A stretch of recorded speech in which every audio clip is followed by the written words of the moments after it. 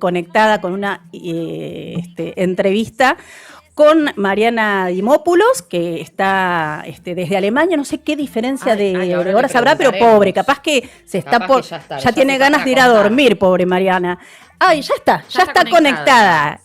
Bueno, estamos comunicadas con Mariana Dimopoulos. Ella es escritora, traductora, docente, investigadora.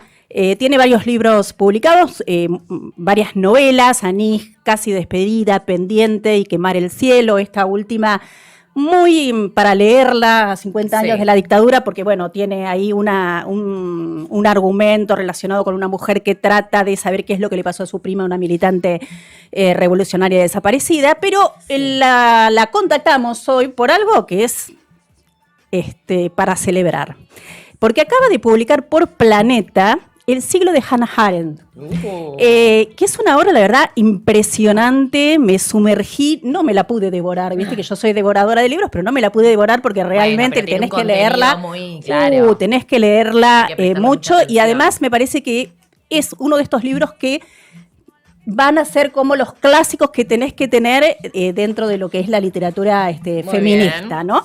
¿Por qué? Porque si bien le pone el nombre del siglo de Hannah Arendt, en realidad la obra va a mostrar los aportes en términos políticos del trabajo de 7 mujeres del siglo XX, de 7 mujeres que, bueno, ni hablemos, ¿no? Sí.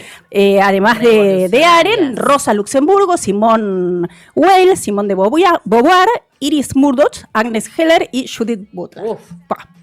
La verdad que un trabajo impresionante. Ya la tenemos en comunicación. ¿Cómo estás, Mariana? Hola, ¿cómo están? Hola, ¿cómo estás? Bienvenida. ¿Es muy tarde allá? ¿Estás en Alemania? Son las 10 de la noche, digamos que ya terminó el día de trabajo. Ya es tarde, por eso más que... ¿Y qué clima hay? No, hoy está fresco, pero bueno, ya estamos en primavera. Estamos palpitando el calor. Bueno, allá está en primavera, acá estamos en otoño, pero es cierto, me dijeron, gente que anda por allá, que la primavera todavía ya está media fresquita. Me estuvieron comentando. Claro, la verdad que gracias por habernos esperado. Yo que soy diurna, que a la noche me quiero acostar tempranito, sé el valor que tiene esto, pero la verdad que nos interesaba muchísimo hablar con vos, porque bueno, leí este libro y lo primero que pensé es, wow, lo que tuvo que leer e investigar esta mujer para hacerlo. Decime todo lo que te llevó, que por un lado está, porque está todas las fuentes hacia el final del libro, pero uno va leyendo y es mucha información, por ahí muy relacionada en ese hilo conductor que vos le quisiste poner, pero mucha cantidad de información. En realidad hay un truco, digamos, y es que simplemente las leí a ellas. O sea, no es un libro académico, es una mezcla entre biografía, historia y teoría. Y es como muy buscado esa combinación. Y mantener ese equilibrio entre contarte una historia, contarte su vida en cada una de ellas y explicarte teoría. Y ese era el gran desafío, ¿no? O sea, unir esos 3 hilos. Entonces, era un montón de trabajo de lectura y de escritura y de llevar, digamos, el relato. Y por otro lado, eso, ¿no? Decir, bueno, yo, digamos, tengo una relación muy estrecha con la universidad, con la academia, pero no leer nada más que no fueran ellas. Claro. Ellas y sus biografías.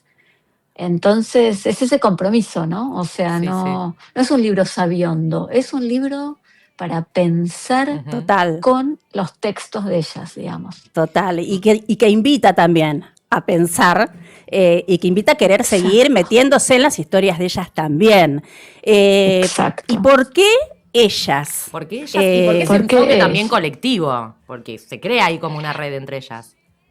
Sí, se creó una red y fue un poco, la movida del libro fue crear una especie de canon, por así decirlo, ¿no? Una invitación a un canon, así como una invitación a una lectura, una invitación a un canon. Si tuviésemos que pensar una tradición de mujeres que hicieron teoría y filosofía política en el siglo XX, ¿por qué en el siglo XX? Porque fue, como digo al principio del libro, y estoy convencida de que es un argumento que podríamos, no sé cómo decirles, o sea, mi intención es echemos a rodar este argumento.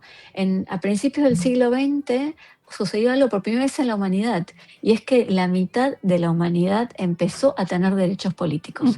Y no solamente eso, sino que empezó, porque no le ocurrió a todas las mujeres en el planeta, por supuesto, eso lo sabemos bien, fue progresivo, pero este desarrollo, digamos, empezó a principios del siglo XX, o a fines del siglo XIX, principios del siglo XX, y se suma el saber técnico, es decir, la filosofía en este caso, la teoría política.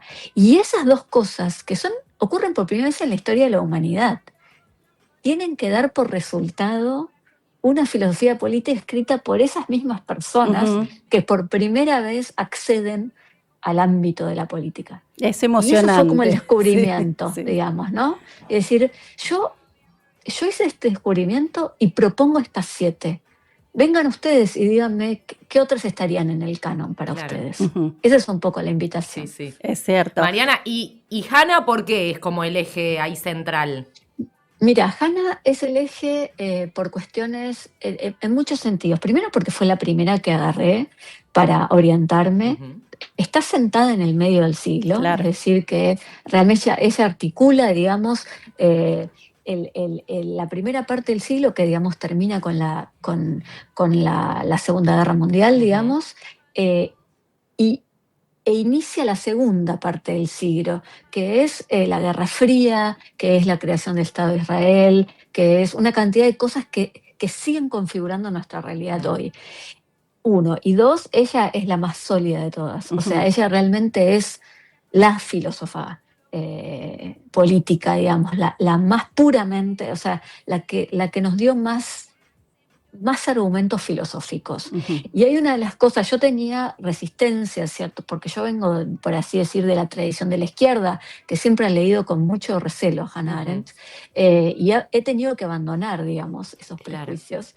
Y hay cosas que descubrís solo leyendo muy de cerca los textos y leyendo las biografías. Y, por ejemplo, me enteré, leyendo su biografía, en un pasaje perdidísimo, que Hannah Arendt dio plata a una mujer que estaba sacando a revolucionarios del MIR en el 73, en el golpe en Chile, digamos, ¿no? Cosa que nunca hubieses pensado, porque Hannah Arendt era una acérrima anticomunista. Claro. Y ella dio plata para sacar a dirigentes comunistas de Chile para salvarles la vida. Es cierto, está en el libro y yo también, era algo que no conocía. ¿Llegaste hasta ahí? Lo leí todo. Fantástica. Sí, lo leí todo, pero es para volver a releerlo, yo creo, porque tiene mucho. Toda la parte filosófica es para entendidos, pero está escrito en forma cronológica, que está muy bueno, porque de paso vas haciendo un repaso de toda la historia del siglo XX.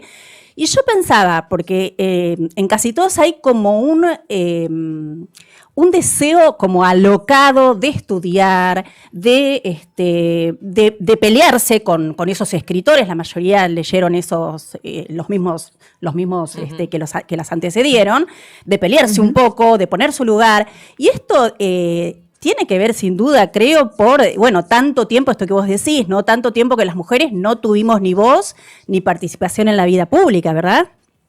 Exacto. Y son para mí, también en ese sentido, como una inspiración doble. Empezando por Rosa Luxemburgo, que abre el libro y que fue, digamos, la más...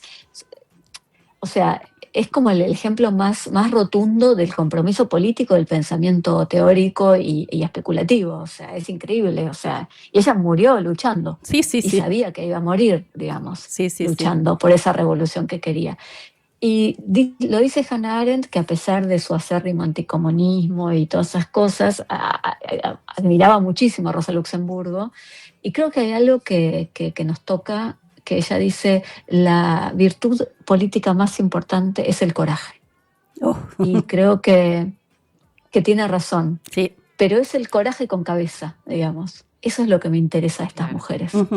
Es cierto. Y creo que para lo que nos toca ahora, por así decir, y por eso estoy acá charlando hoy con ustedes, que son nuevos desafíos. Hay que aprender a pensar, tener una tradición, por ejemplo, estas mujeres, es mi propuesta, pero no solamente el activismo, o sea, necesitamos las dos cosas, necesitamos salir, necesitamos poner el cuerpo, necesitamos la polémica, pero necesitamos también la estrategia, el pensamiento y la teoría. O sea, necesitamos todo. Y como se vienen cosas nuevas, digamos, ¿no? Se vienen como cosas... el libro, ¿no? Sí. Los grandes otros vienen llegando. Totalmente. ¿no? Bien, ¿no? Entonces necesitamos articular de vuelta concepto. Para decirlo en términos filosóficos. Es cierto. ¿Y vos cómo ves esta situación? La mayoría de las mujeres, casi todas las mujeres que nombrás, son mujeres que obviamente estaban contra el nazismo, contra las derechas, y más o menos cerca, o sea, del socialismo, de la nacionaldemocracia, ¿no? Todos estos partidos. ¿Por qué hoy en día las mujeres somos la amenaza y en su momento, en el nacimiento del nazismo, eran los judíos los enemigos, pero hoy por hoy la principal amenaza de las derechas somos las mujeres en todos lados? Acá lo estamos viviendo muy fuertemente, pero en todos lados. ¿Por qué crees vos que se da eso? Para mí hay muchos factores. Hay factores que son un poco random, te diría. Es decir, que lo que prende... O sea, en las derechas no tienen, digamos, sí que tienen un programa, pero no es un programa que lo pongan a primera vista, digamos. O sea, una de las cosas, de las características de las derechas es que digamos, maquillan mucho los programas, digamos, o económicos o políticos, y lo que hacen es poner adelante argumentos que son efectistas y que no importa mucho cuáles son, lo importante es que peguen. Sí. Y no importa si son ciertos tampoco. Por lo menos nos pasa esto acá. Eso para nada, digamos. Pero no importa que sean realmente relevantes, o sea, agarran una bandera y la llevan adelante.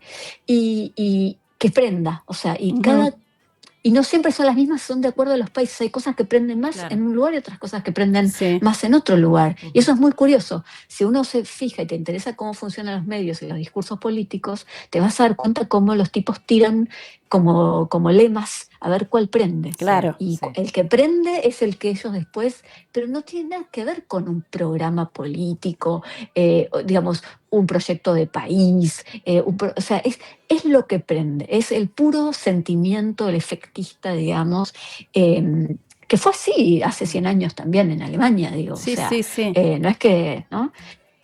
¿Por qué nosotras somos ahora el blanco? Primero, por nuestros éxitos. Yo te diría que es el efecto inmediato de las conquistas, ser el objeto de digamos, de esto que yo tengo una idea y voy a escribir sobre esto a ver cómo les suena.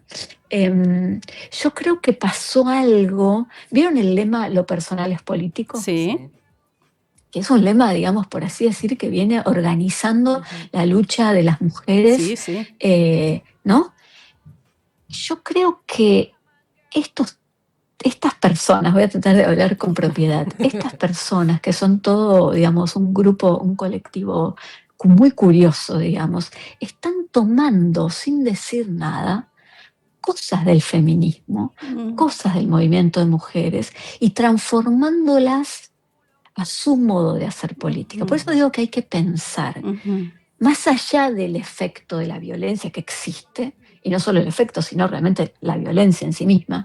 Pero nosotros, que quizás podemos retirarnos un pasito atrás, tenemos que usar nuestra cabeza, crear nuevos conceptos. O sea, no digo que el activismo no sea importante, digo que hay que hacer una especie de división del trabajo. Sí, totalmente. Bueno, ¿qué es lo que hicieron todas estas mujeres que vas nombrando? Porque precisamente tenían contextos absolutamente distintos. Las mayorías sí la han pasado mal porque han sido perseguidas, han estado en la cárcel, han sido asesinadas.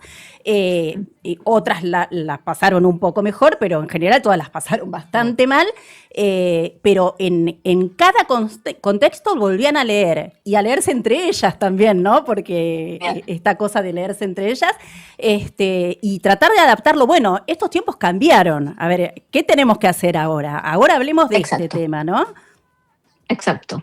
Y yo creo que el libro se puede leer exactamente como eso, como una invitación. Primero, yo la verdad es que lo escribí para las chicas, o sea, en el sentido como en un sentido de digo, bueno, en Alemania, por ejemplo, que es la tierra de los filósofos, las mujeres están muy poco representadas. O sea, y es un mundo completamente dominado por lo masculino. Entonces, yo digo, ¿cómo invitar, digamos, primero, a mostrar que la filosofía tiene un interés que tiene que ver con la vida real y con la vida práctica, sin quitarle su seriedad, sin quitarle su complejidad? Es una técnica. Es como el que le interesa la matemática o el que le interesa la biología. Sí. ¿Tiene aplicaciones en la vida real? Sí, pero bueno, hay que conocer cómo se hace, digamos. Entonces el libro es también eso. Fíjense qué les pasa, léanlo y díganme, ¿les gusta? ¿Les gusta pensar técnicamente? Claro. ¿No? Y me encanta, bueno, en el final, al final, hay como una invitación a eso, porque contás una situación en donde hay una invitación a esto. Animémonos, podemos, ¿no? Exacto. Que pasa, bueno, pasa en la filosofía como pasa en tantas otras profesiones sí. que nos han dicho no, vos no, y realmente sí podemos. Quiero aprovechar que estás viviendo en Alemania, porque la verdad que uno es impensado, ¿no? Con todo lo que pasó en Alemania, que haya en este momento un aumento tan fuerte de los partidos de ultraderecha, y sobre todo apoyado, como pasa acá también con el Partido Libertario, por varones jóvenes. ¿Cómo estás viviendo este fenómeno, tanto allá como el fenómeno en Argentina? Mira, acabo de escuchar los datos de las últimas, ¿cómo se dice?, encuestas, que dicen que a nivel nacional en Alemania, en intención de voto hoy, que obviamente siempre es una foto, digamos, muy del momento, la Alternativa para Alemania, que es la ultraderecha, es el partido más fuerte de todos, tiene el 27%. Hoy, en la foto de hoy. A mí me corre frío por la espalda. O sea, pero eso, ¿a qué sentís que obedece eso? Porque hubo mucho trabajo cultural a nivel educativo, ¿no? Para hablar en contra de lo que fue el nazismo. ¿Qué pasó? Sí, el nazismo, yo te diría que ahora lo que moviliza, digamos, como hablábamos de los argumentos que movilizan, que prenden, primero y lamentablemente, desde mi punto de vista y desde mi posición política, digamos, coinciden en varias cosas con lo que sucede en Argentina, y es que rechazo y en Estados Unidos también, aunque todo es falso, por así decir, pero rechazo a la política convencional, digamos, ¿no? Eso bien claro, ese argumento está aprendiendo muchísimo acá. Una experiencia, digamos, de la Alemania excomunista que sufrió, y esto es objetivo, que al ser, digamos, incorporada a la Alemania occidental, sufrió las nuevas provincias, digamos, de la Alemania unificada, quedaron en desventaja, y se les usurparon cosas. O sea, es gente que viene viene de atrás, digamos, corriendo la carrera, y eso obviamente que genera una tierra muy fértil para el resentimiento. Le agregamos a esto ¿cómo se dice?, las medios sociales, las redes sociales, el tipo, digamos, de técnica que ha desarrollado la derecha, justamente por no considerar el valor de la verdad, que es otro tema gigante del que probablemente voy a hablar en un próximo libro, y su vinculación, digamos, el desarmar el valor de la verdad, y usar ese postfactual, no sé cómo se dice, posverdad, como el lugar en donde corre claramente digamos, los carriles de la política actual. Todo eso, lo están haciendo muy bien, o sea. Sí. Vos sabés, ¿no?, que hemos hablado, hemos tenido varias entrevistas acá hablando de qué esto que vos decís, ¿no? Esta facilidad que tienen para tirar eslogan, para que prendan. Y qué difícil con las chicas de Comunicación por la Igualdad de acá de La Plata, sociólogas, periodistas, que todo el tiempo están investigando eso y están haciendo un trabajo de rebatir estas ideas, ¿viste? Pero ¿cuánto cuesta cuando ponen un enunciado, y ese enunciado la mayoría de las veces es falso? ¿Cuánto cuesta explicar para rebatirlo? ¿no? Es como que uno siente que en lo discursivo eso es lo que... Bueno, ¿qué es lo que dice? Cuando aprendió. Claro. Sobre todo visto en estos tiempos, ¿no? En estos tiempos en donde nadie se tiene mucho tiempo a pensar ni a escuchar una explicación, ¿no? Estos tiempos que también, ¿no? Tendría que... Yo creo que tienen razón las que hacen ese diagnóstico, digamos. O sea, una vez que se pone a rodar eso, es imparable. Y como los niveles de reproducción son tan grandes, una cosa va con la otra. No es que no existía la mentira en la política. Antes siempre existió la mentira en la política. Sí. Pero el milagro, en el sentido negativo para nosotras, ¿no? O sea, es cuando dos cosas se casan perfectamente. Una nueva técnica, ¿no? Sí. Y un buen... digamos, bueno en el sentido y un eslogan o un modus operandi novedoso, pero que casa con la técnica. Eso pasó, si vos sos marxista o si sos materialista y estudias la historia, digamos, de los medios, ¿no? Siempre pasó. Es como la radio y Hitler, digamos. O sea, los que crearon la radio pensaron que se acababan las guerras porque todo el mundo se iba a comunicar rápido. Claro. Eso fue en los años 20 en Europa, digamos, ¿no? 15 años más tarde, Segunda Guerra Mundial, y voló todo por los aires. Digo, no hay ninguna técnica que sea ni buena ni mala en sí misma, pero ciertos casamientos, como el que estamos viendo ahora, bueno, son peligrosos. Tremendos.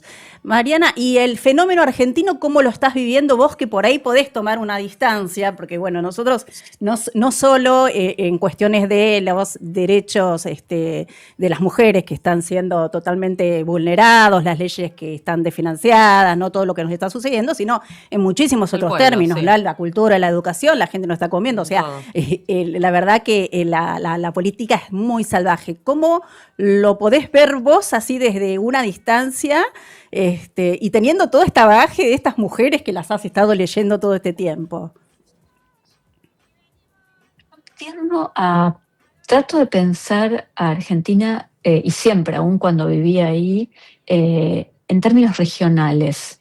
Y cada vez lo pienso más en términos regionales. Uh-huh.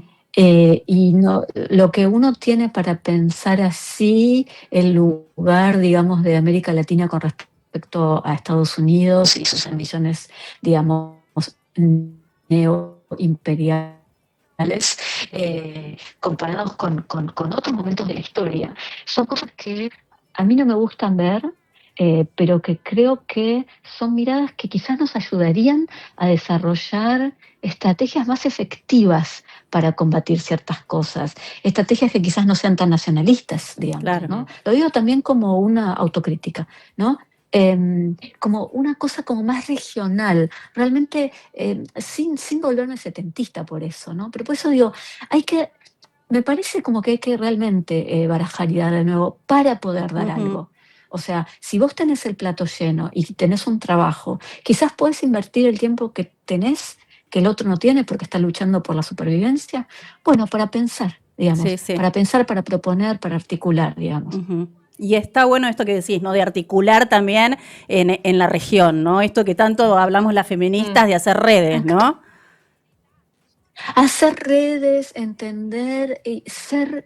sí, en ese sentido realmente ser menos como nacionales. Si vos lees las noticias de Argentina, si vos lees los diarios de Argentina, tienen un nivel de encerramiento en el chiquitaje que... Perdón que lo diga así, porque que no suene como de ninguna superioridad ni nada por el estilo, es simplemente dar un paso atrás. Tal cual. Y decir, ¿por qué no nos dejamos de comentar todo esto que no le importa a nadie? O sea, la verdad es que no cuenta esto. Y creo que en ese sentido sí vale la pena ser estratégicos. Ir a buscar en Chile, en Uruguay, en Brasil, en Bolivia, en Paraguay, digo, eso, porque eso sí sería como correrles un poco el tablero. Claro, ¿no? Totalmente. Ay, la verdad que me encanta esta reflexión que nace de hablar con vos de este libro, que es El siglo de Hannah Arendt, está en todas las librerías ya. Está en las librerías, sí, porque salió ahora, este mes. Sí, ahí estamos viendo la portada. Mariana, yo te agradezco muchísimo porque sé que es muy tarde y quiero en esta invitación que vos nos hacés de leer, de pensar, dejarte un regalito, ya que te vas a dormir, viste que siempre decimos, acá estamos justo en la feria del libro y siempre decimos tenemos que leer, sí. Tenés que leerle un cuento a tu hijo.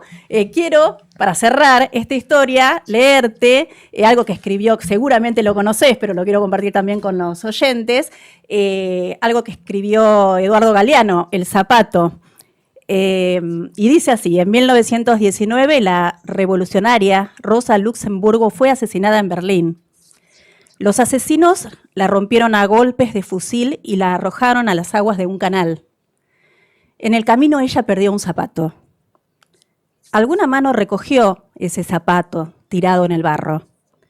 Rosa quería un mundo donde la justicia no fuera sacrificada en nombre de la libertad, ni la libertad fuera sacrificada en nombre de la justicia. Cada día alguna mano recoge esa bandera, tirada en el barro, como el zapato. Es el cuentito para que te vayas a dormir, es el agradecimiento por este libro hermoso que nos hiciste. Muchas tenemos que recoger el zapato ahora, sobre todo con estas amenazas que se vienen, como vos decís. Vamos a seguir justo hablando ahora que viene Jerónimo Guerrero Iraola, bueno, de estos desafíos que tenemos en este caso como país, con todo esto que se viene, pero la verdad que esto que nos dejaste, Mariana, este libro que nos dejaste es un indispensable en nuestra biblioteca que al que vamos a recurrir todo el tiempo. Te queremos agradecer muchísimo.